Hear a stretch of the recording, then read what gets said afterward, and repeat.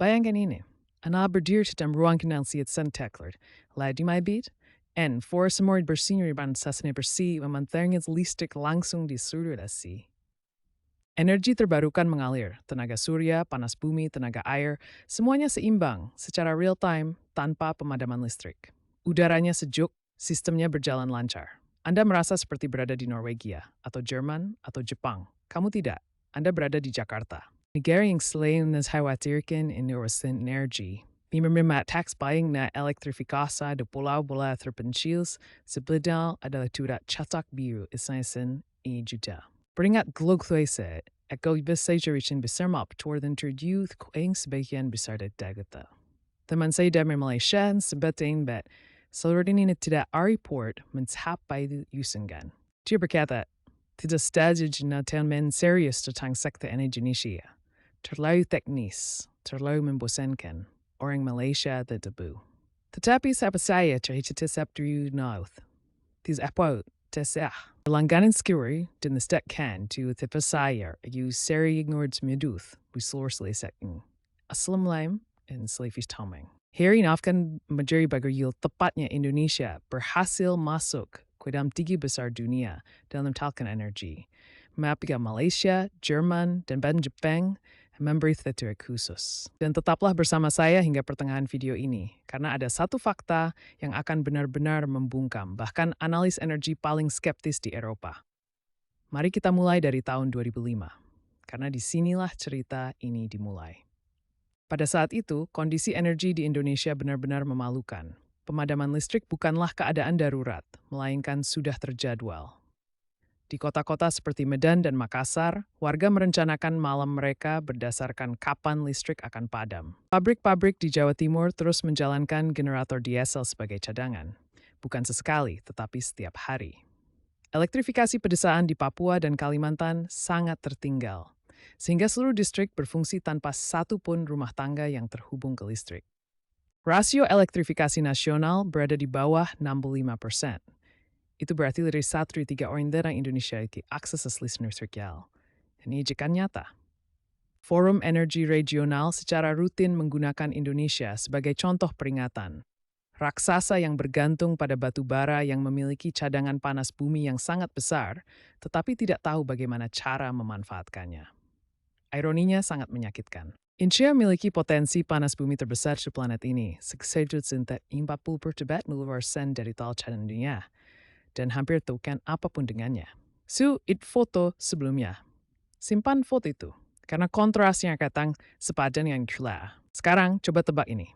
Saat ini, Indonesia mengoperasikan kapasitas panas bumi terpasang lebih dari 2.276 megawatt, terbesar kedua di dunia setelah Amerika Serikat. Namun, angka yang mengejutkan banyak orang adalah total kapasitas energi terbarukan Indonesia melampaui 43 gigawatt pada tahun 2023. Dan rasio elektrifikasi nasionalnya mencapai 9,7%. Pikirkan apa arti sebenarnya dari 9%. Indonesia memiliki lebih 17.000 pulau. Ada desa-desa yang berjarak 6 jam perjalanan perahu dari kota terdekat.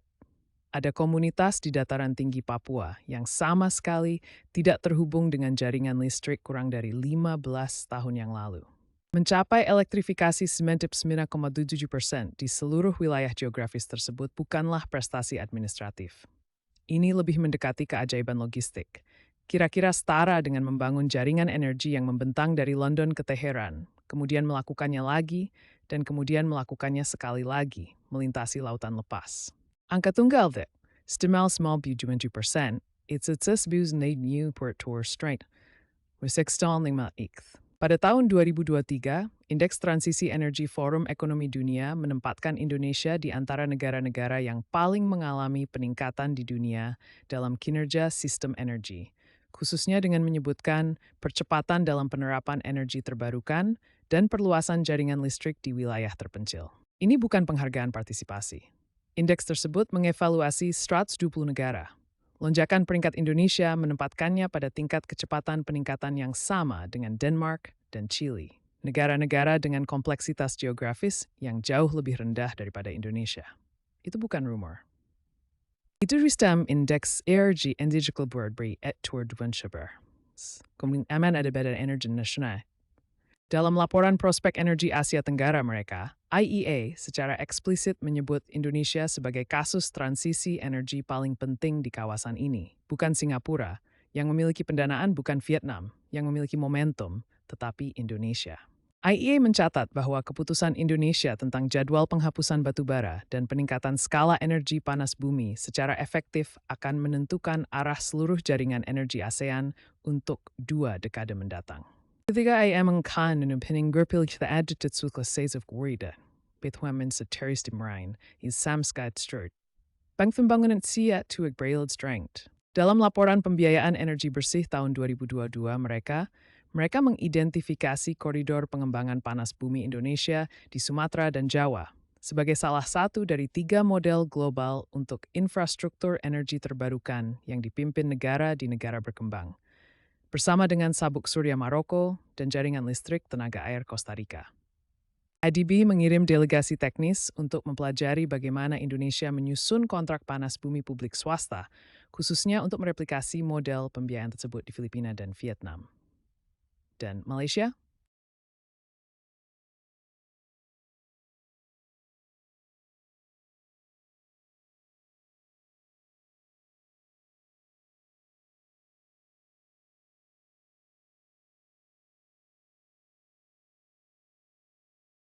Sebuah negara yang telah lama memposisikan diri sebagai tetangga yang lebih maju, diam-diam menggunakan kerangka kerja Indonesia sebagai panduan studi. Tapi tunggu, mungkin bertanya-tanya, mengapa Indonesia? Mengapa bukan Singapura, yang jauh lebih terorganisir? Malpers dispenken in tarigi chang given juivargin chirpes dan tolong ketholis terbebe. Inobrace task. Dan mengejutkan, Singapura membangun infrastruktur energinya dengan kekayaan per kapita yang luar biasa, luas lahan yang lebih kecil dari Jakarta aja, dan populasi yang dapat dikelola seperti satu distrik kota. Jepang membangun sistemnya selama beberapa dekade stabilitas industri, dengan lembaga teknik dan koordinasi pemerintah yang tidak akan pernah bisa ditiru oleh sebagian besar negara. Ini adalah pencapaian yang luar biasa. Tetapi hal ini mengajarkan pelajaran yang sangat spesifik, bagaimana membangun dengan sempurna ketika kondisinya sempurna. Jakarta membangun perluasan jaringan listriknya di tengah ledakan demografis. Indonesia mengembangkan energi panas bumi sambil secara bersamaan mengelola serikat pekerja industri batubara, logistik antar pulau, dan volatilitas mata uang.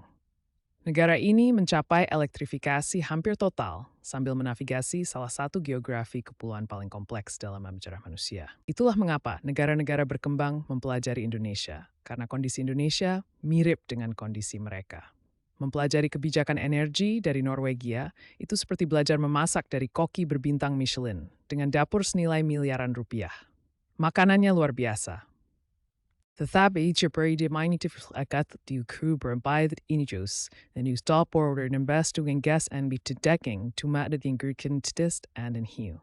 It's a nest and good and hiu.